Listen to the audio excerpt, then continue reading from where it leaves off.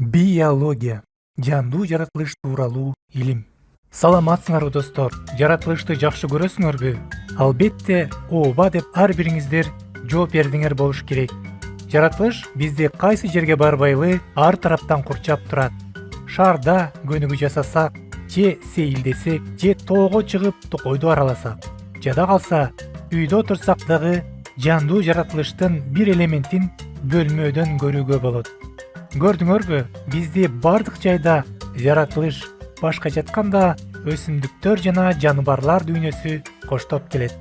Кичинекей кезибизден баштап биз жандуу жана жансыз табиатты изилдеп келебиз.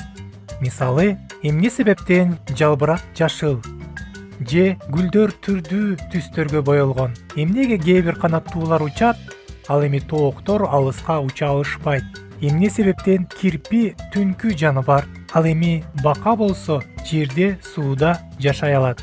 Жогорудагы суроолордун бардыгы түздөн түз биология менен байланышкан. Жана аларга жоопту биологияны окуп үйрөнүү менен таба алабыз. Биология грек тилинен келип чыккан. Кыргызчага отургондо биос жашоо, логос окуп үйрөнүү деген маанини түшүндүрөт.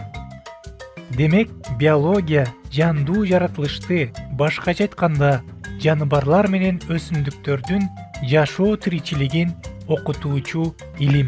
Биологияны окуу менен биз организмдердин түзүлүшүн, органдардын иштешин, кантип организмдер көбөйөт, өсөт, картайып кайра жок болот, организмдер кантип пайда болот жана алар эмне себептен түрдүү климаттык шарттарда жашашат. Ушул жана көптөгөн башка суроолорго жоопту биздин видеолордон тааныша аласыз. Ал үчүн сиз Букен Биш каналына катталып, жаңы видеолорду жана сизди кызыктырган суроолордун жообун өткөрүп салгыңыз келбесе, коңгуроону басканды унутпаңыз. Биологиянын ар бир тармагын бир видео менен окуп үйрөнүү мүмкүн эмес. Андыктан биз кыска видеолор менен так жана даана жооп берүүгө аракет кылабыз.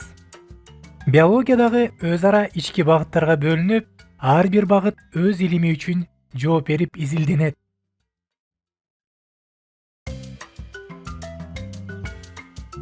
Мисалы, ботаника өсүмдүктөрдү окутуучу илим. Биологиянын эң негизги тармагы болуп саналат. Ботаника менен биз өсүмдүктөрдүн сырткы жана ички түзүлүшүн, башкача айтканда морфологиясын жана анатомиясын, систематикасын, филогениясын жана жер шарында таралышын окуп үйрөнөбүз. Анатомия жаныбарлардын ички түзүлүшүн, органдардын аткарган кызматын, алардын формаларын окутуп үйрөтүүчү илим.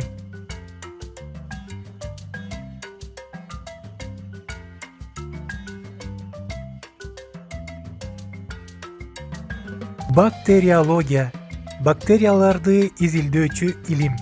Бактериялардын классификациясын, түзүлүшүн жана химиялык составын жана химиялык курамын, ар кандай азык чөйрөдө бактериялардын өсүшүн жана мындагы азык субстраттын өзгөрүшүн, айлана чөйрө факторлорунун бактерияларга тийгизген таасирин изилдейт. Биохимия организмдердин химиялык курамын, андагы заттардын түзүлүшүн, таралышын, алмашышын жана функциясын изилдөөчү илим. Изилдөө объектисине жараша жаныбарлардын, адамдардын, өсүмдүктөрдүн жана микроорганизмдердин биохимиясы болуп бөлүнөт. Вирусология вирустар жана вирус оорулары жөнүндөгү илим. Башкача айтканда вирустардын табиатын, түзүлүшүн, көбөйүшүн жана алардын биохимиясын жана генетикасын үйрөтөт. Генетика организмдердин тукум кугуштук жана өзгөргүчтүк касиеттери жөнүндөгү илим. Организмдердин көбөйүүсүндө ген менен хромосомалардын кайталанып жаралышын, онтогенездеги белгилердин пайда болуусуна гендердин тийгизген таасирин, органикалык дүйнөнүн эволюциясында тукум кугуштук, өзгөргүчтүк жана тандоонун өз ара байланышын үйрөнөбүз. Зоология жаныбарлар тууралуу илим. Зоология дагы биологиянын эң негизги тармагы болуп саналат.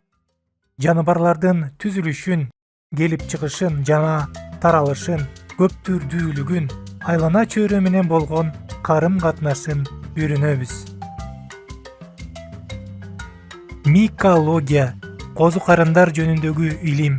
Ал козу карындардын морфологиясын, анатомиясын, биологиясын, физиологиясын, систематикасын, экологиясын, географиясын, филогениясын жана алардын эл чарбасындагы маанисин изилдейт.